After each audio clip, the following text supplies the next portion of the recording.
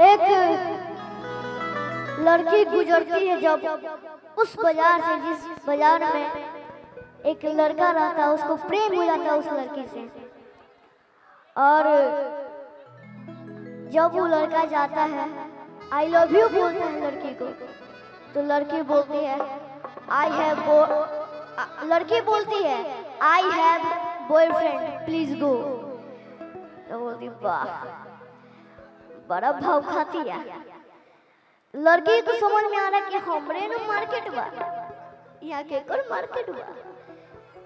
वो लड़का वो बोलता है कि कसो ना कसो तुमको हमरे पास आना ही पड़ेगा।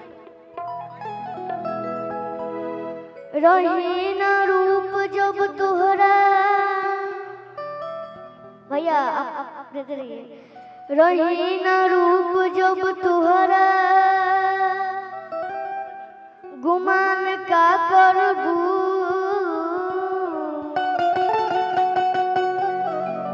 खत्म हो जाए कुल किस्सा, बयान का करबू।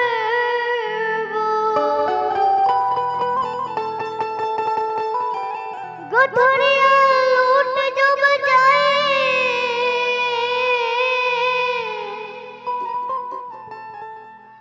बखान का करबू। लगा के दाग दहिया में, बखान का करबू।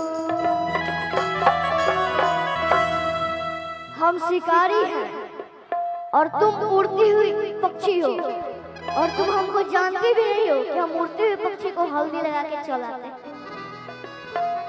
लइका कहता कोनो दिन शिकार हो जइबो। लेकिन उससे पहले लड़का लौंडिया बाज रहता, इसीलिए हमेशा बोलते रहता कि महिलाओं मेरे पास आओ।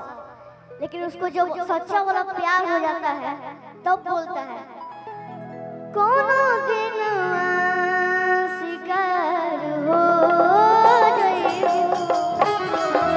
कोनो दिन शिकार हो जइबो। कोनो दिन शिकार हो जइबो।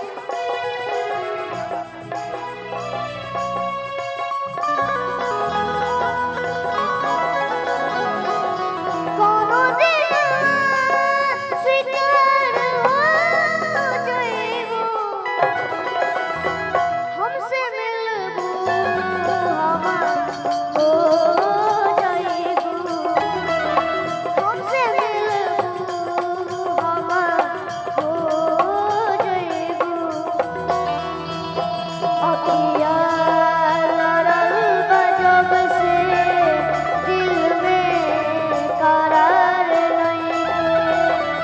अखिया लड़ल बा जब से दिल में करार नइखे। हम कैसे कही हमके तुहरा से प्यार नइखे। हम कैसे कही हमके तुहरा से प्यार नइखे।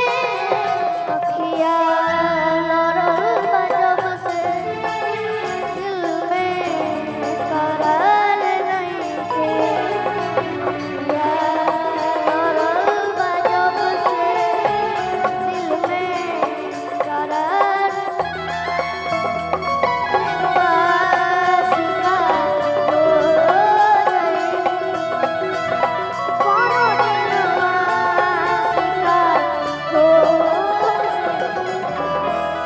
लेकिन हमरे पास नहीं किया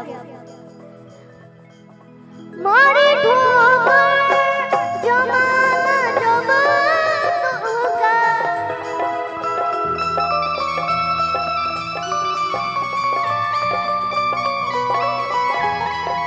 मारी ठोकर जमाना जब तुहका। चांद नदिया के बार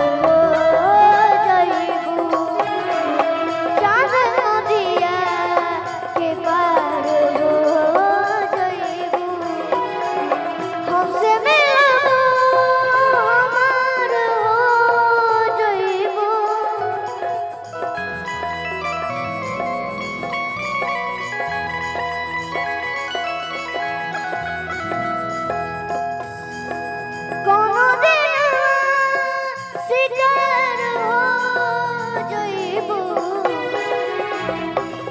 भैया लास्ट लाइन है इसीलिए ऊपर से चलना है।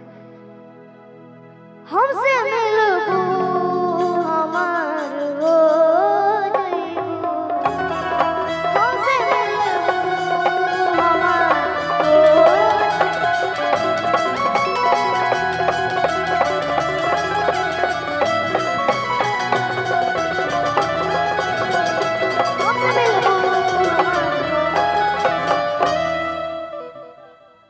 अगला बेर मिला जाए।